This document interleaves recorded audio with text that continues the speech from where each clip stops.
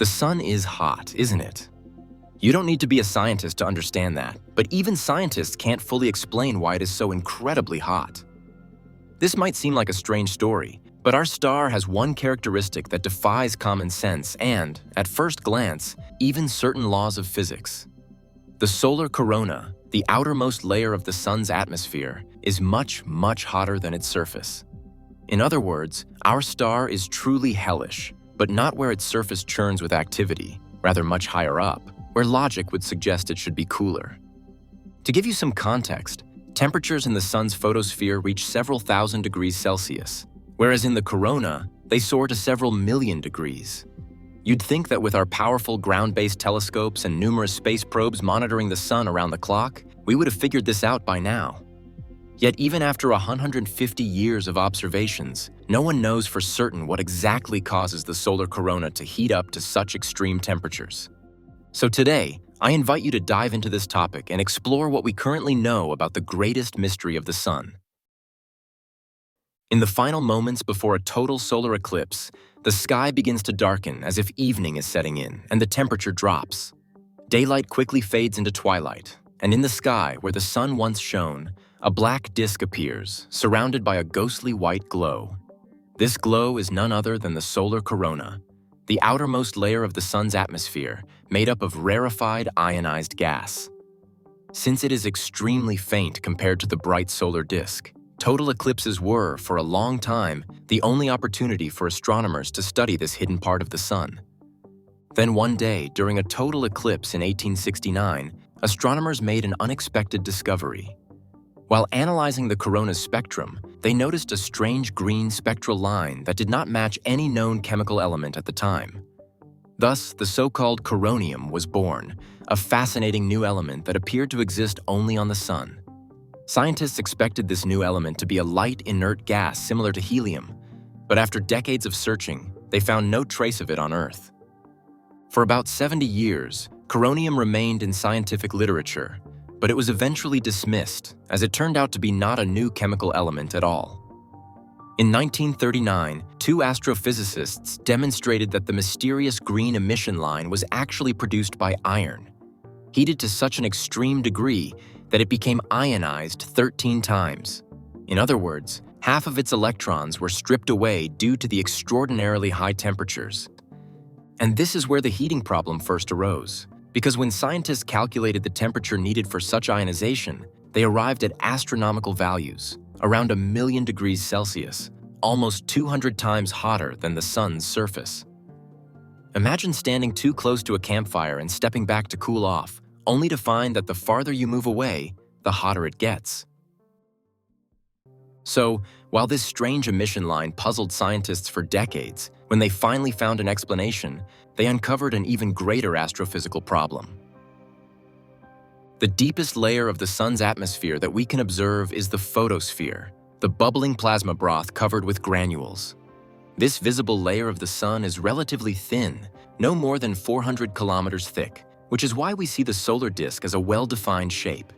Typically, the photosphere serves as the reference for measuring the sun's diameter. The local temperature varies from 3,700 to 6,200 degrees Celsius. Above the photosphere lies a thin layer connecting it to the corona, called the chromosphere. This is a more rarefied gaseous region, which appears as a thin, bright ring or arc during solar eclipses. Unlike the photosphere, the boundaries of the chromosphere are less distinct, extending from about 400 kilometers to 2,100 kilometers above the photosphere. This is a very active zone. Similar to Earth's troposphere, where storms and thunderstorms form, the sun's chromosphere is filled with plasma turbulence. Magnetic field lines breaking through the surface release energy and excite the plasma. We observe this activity in the form of solar filaments and prominences, giant arcs of hot plasma that rise through the chromosphere and extend into the corona. However, the most characteristic feature of this thin layer of the solar atmosphere is the presence of tangled, hair-like structures known as spicules. These are yet another manifestation of twisted magnetic fields that propel plasma in the form of jets. At certain wavelengths, they appear like thick grass covering the sun. The longest spicules can stretch up to 5,000 kilometers from the surface before falling back down. It is in the chromosphere where temperatures begin to behave in a strange and unexpected manner. In the upper part of the photosphere, transitioning into the chromosphere, temperatures remain high, around 6,000 degrees Celsius, but start to decrease deeper into the chromosphere, dropping to about 4,000 degrees Celsius. This is exactly what you would expect when moving away from a heat source. However, above this, temperatures suddenly start to rise, reaching 20,000 degrees Celsius at the upper boundary of the chromosphere. At such high temperatures, hydrogen emits reddish light, which is why the chromosphere appears as a reddish ring during eclipses, while prominences resemble fiery tongues bursting from behind the dark disk of the moon. Even stranger phenomena occur in the transition region between the chromosphere and the corona. This is the thinnest layer of the sun's atmosphere, only about 100 kilometers thick, an incredibly small distance on a solar scale. But here, the temperature suddenly skyrockets, reaching 500,000 degrees Celsius or even higher. In the lower layers of the corona, temperatures can already reach several million degrees. And during solar flares, they can soar to tens of millions of degrees Celsius. What we call the corona begins at about 2,100 kilometers above the surface and extends millions of kilometers into space. Ultimately, the corona has no clear boundaries and envelops the entire solar system in the form of the solar wind, a supersonic stream of plasma. This means that even our planet is constantly bathing in the sun's extended atmosphere. Of course, the second law of thermodynamics does not allow heat to be transferred directly from the sun's interior to the corona. If it did, temperatures should decrease rather than increase. This means the heating is not due to conventional thermal processes. As you may know, temperature is simply the speed of particle motion. The higher the speed of oscillations, the higher the temperature, and vice versa. So, in essence, the particles of plasma, ions, free protons, and electrons do not slow down as they move away from the sun. Instead, they accelerate. But why? The most obvious accelerator is, of course, the sun's magnetic field, which is responsible for many fascinating solar phenomena we commonly observe. However, the exact mechanism of this acceleration and why it occurs only in the corona remains unclear. Over the past 4 decades, solar physicists have proposed several hypotheses to explain this unusual heating, but only 2 have survived to this day. One attributes the heating to the well-known solar flares, not the large ones that affect satellites and weather-sensitive individuals, but their smaller counterparts, called nanoflares. The other hypothesis considers so-called Alfvén waves as carriers of energy outward, and both of these hypotheses are incredibly difficult to test. So, to understand what we are talking about, let's recall once again that the sun is more than just a sphere of hot plasma. It is a massive, complex magnet. Its magnetic field is generated by a dynamo mechanism, driven by the sun's rotation and the varying rotational speeds of its different layers, as well as by constant convection. Hot material, heated by the immense energy of nuclear fusion, rises, while cooler material sinks downward. This continuous motion generates the magnetic field because plasma, being an electrically conductive fluid, is in constant movement. What is plasma? It is a state of matter in which atoms essentially break apart, forming a mixture of free electrons and ions. Plasma is known as the 4th state of matter, alongside solids, liquids, and gases. However, it might be more accurate to call it the 1st state, as the majority of matter in the universe exists in the form of plasma. Though the temperatures and densities at which it exists are far beyond our earthly experience, they are extremely common in space. Now, let's take a closer look at how plasma behaves. It can be compared to a liquid or a gas, but with additional properties related to electromagnetism. Since plasma consists of charged particles, it interacts strongly with magnetic fields and responds to changes in them. In fact, most natural plasma is permeated by magnetic fields, and plasma created in laboratories is confined using magnetic fields. This is how nuclear fusion reactors work. The first person to connect the mathematics of fluid mechanics with electromagnetism was the Swedish physicist Hannes Alfvén in 1942. He realized that changes in the magnetic field, in the form of waves, would influence plasma, which would, in turn, respond with its own waves.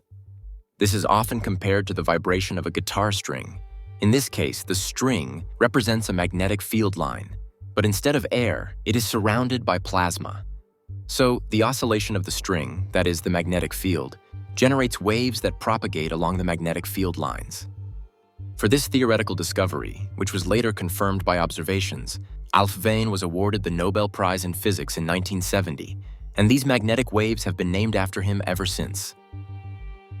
Now, as we have established, the Sun's photosphere is a dynamic environment, constantly bubbling due to convective motion. This turbulence disturbs the Sun's magnetic field, generating magnetic waves, which then transfer energy to the plasma. But how does this affect the corona, and why does it heat up at all? A crucial property of Alfvén waves is that they carry energy, particularly kinetic energy. In these waves, plasma particles oscillate, moving perpendicular to the magnetic field lines, while the wave itself propagates along these lines. This creates characteristic disturbances in the plasma, allowing energy to be transported over vast distances. If we assume that these waves dissipate in some way, meaning they gradually lose their energy, they should transfer all of their energy to the plasma, accelerating the charged particles. The key question, however, is how exactly this dissipation and energy transfer occur. One proposed mechanism is known as resonant absorption. Imagine plasma particles oscillating at their own natural frequency. If this frequency matches the frequency of an Alfvén wave, the wave efficiently transfers its energy to the particles. The ions essentially get picked up by the wave and begin moving at higher speeds. Another mechanism suggests that energy dissipation happens through the interaction of different Alfvén waves. When multiple types of waves meet, they can twist and create turbulence in the plasma, similar to when two water currents collide. This turbulence forces particles into chaotic motion, converting the structured energy of the waves into accelerated particle motion. There are other wave-related mechanisms as well, but resonant dissipation is considered one of the most likely ways energy is transferred. However, the wave hypothesis is not the only possible explanation for why the corona heats up to extreme temperatures.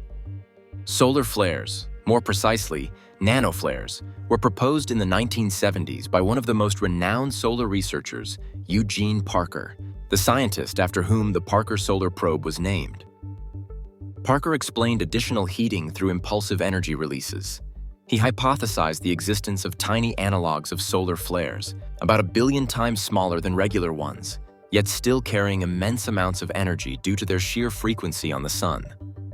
Although smaller in scale, their formation mechanism should be identical to that of normal flares, through a process known as magnetic reconnection.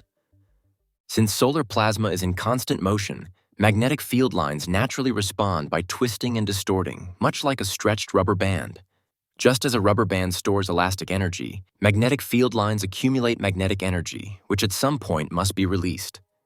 Eventually, the magnetic fields reach a critical point where they can no longer maintain a stable configuration and literally snap at their weakest location. However, the field lines rapidly reconnect into a new configuration, releasing all the stored energy in the process. This is where plasma heating can occur. At the moment of reconnection, the magnetic field changes extremely quickly, generating a strong electric field, which then acts on charged particles, accelerating them along its direction. This acceleration can be so intense that ions reach relativistic speeds in a short time. This highlights a key difference between the two heating hypotheses. Alfvén waves transfer energy gradually through plasma oscillations. Nanoflares heat plasma instantly, in sudden bursts of energy. If nanoflares occur frequently and across the entire Sun, their cumulative effect could provide enough energy to sustain the corona's extremely high temperature. However, the issue is that the true frequency of nanoflares remains unknown. And unfortunately, this is not the only problem with the hypothesis. Regular flares produce a broad spectrum of high-energy radiation, but nanoflares emit significantly less energy, making them very difficult to detect. Similarly, magnetic waves propagating through plasma are also hard to observe, as they require instruments capable of detecting extreme ultraviolet EUV radiation. This is why the coronal heating problem remained unsolved for decades. Earth's atmosphere effectively filters out radiation at these wavelengths. Even with ground-based telescopes of high resolution, many crucial solar processes simply remain invisible. It wasn't until the late 1990s and early 2000s that the existence of magnetohydrodynamic waves was finally confirmed, thanks to space missions like SOHO by European Space Agency and SDO by NASA. Interestingly, SOHO, originally designed to operate for just 2 years, is still studying the Sun 30 years later. It was SOHO that first detected periodic oscillations in spectral lines, corresponding to relatively slow Alfvén waves. In 2011, another spacecraft, SDO, observed periodic plasma oscillations in X-ray and ultraviolet wavelengths, confirming the presence of Alfvén waves.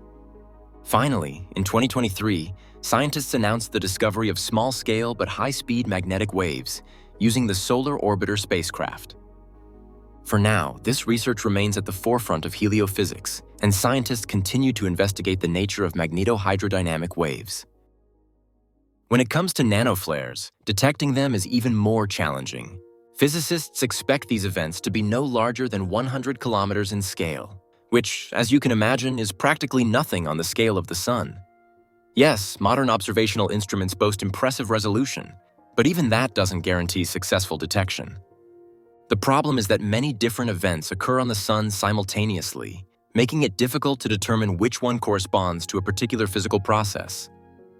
Scientists need to be certain that a specific region of plasma was heated due to magnetic reconnection rather than some other mechanism. There have been a few reports of indirect detections of nanoflares, but there's still no clear, complete picture. How widespread are they? Is their cumulative energy output enough to explain coronal heating? Moreover, it remains unclear whether these tiny flares can actually heat the corona itself, which is located far from the Sun's surface. This is a significant issue because we know that regular flares primarily heat their immediate surroundings. So, can the energy from small flares actually dissipate throughout the corona, or does it end up somewhere else? This question remains unresolved. To complicate matters, scientists cannot be certain that only one of the two proposed mechanisms is responsible for heating the corona. It's possible that both mechanisms work together. For example, magnetic reconnection, which triggers nanoflares, could also generate Alfvén waves, which then further contribute to heating the corona. This raises a key question: how much energy does each mechanism contribute? Additionally, we still don't know how frequently these processes occur. Without direct observations, it's difficult to predict. Speaking of predictions, the Sun is not the best place for simulations. The solar plasma is an incredibly complex, magnetically turbulent system, and computer models inevitably rely on simplifications, which might be critical limitations when trying to describe such a dynamic environment. In other words, real coronal conditions differ significantly from models. For instance, many simulations suggest that Alfvén waves should be able to propagate through the corona with minimal energy loss. But does this really happen where scientists expect it to? That remains an open question. As you can see, there are many unanswered questions, which is why coronal heating is considered one of the most complex astrophysical problems. Studying the Sun is far more challenging than studying any planet. You can't just send a spacecraft into low orbit around it to capture highly detailed images. So far, the closest we've managed to get is 6.12 million kilometers, about 8.79 solar radii from the surface. This milestone was achieved by Parker's Solar Probe in late 2024 during its 22nd of 26 planned close approaches to the Sun. Launched in 2018, this historic mission represents a bold step toward uncovering the secrets of our star and understanding its influence on the solar system. To withstand the extreme conditions, the spacecraft is protected by an 11.43 centimeters thick thermal shield. You might wonder, what material can endure temperatures of millions of degrees Celsius? That's a great question. The shield is made of carbon foam, but the real trick lies elsewhere. A temperature of millions of degrees sounds extreme, but understanding the difference between temperature and heat changes the perspective. Temperature measures the speed at which particles move. Heat refers to the total energy transfer from those particles. The corona is an extremely diffuse environment, especially in its outer regions. So, while the particles are moving extremely fast, there are too few of them to transfer significant amounts of heat. In reality, the Parker Solar Probe only experiences actual temperatures of around 1,400 degrees Celsius, which is high but manageable for its heat shield. Meanwhile, the spacecraft's internal instruments remain at a relatively comfortable 30 degrees Celsius. Among the vast amounts of data sent back to Earth, one of the most intriguing discoveries came during the very first solar approach. The spacecraft observed hundreds, even thousands of S-shaped magnetic field bends, known as switchbacks. These switchbacks temporarily change the direction of the magnetic field, and scientists find them extremely interesting in the context of coronal heating. A strong S-shaped distortion in the magnetic field stores a large amount of energy. When the switchback straightens out, this energy is released into the surrounding plasma. So, where does this energy go? Could it be responsible for heating the corona? Scientists are still analyzing the data to determine how and where these switchbacks form, as well as where their energy is ultimately deposited. Observations are ongoing, and Parker's solar probe is pushing the boundaries of our knowledge about the Sun. Fascinatingly, as the probe dives deeper into the gravitational well of the solar system, it reaches incredible speeds, about 700,000 kilometers per hour. This makes it not only the closest spacecraft to the Sun, but also the fastest probe in human history. At some point, we will definitely explore its mission in more detail, as both from an engineering and a scientific perspective, it holds countless fascinating aspects. And now I want to thank you for watching. Hit the like button below this video if you think it deserves it. Subscribe to the channel and don't forget to share your thoughts in the comments about what you've heard. Thank you and see you in the next episodes.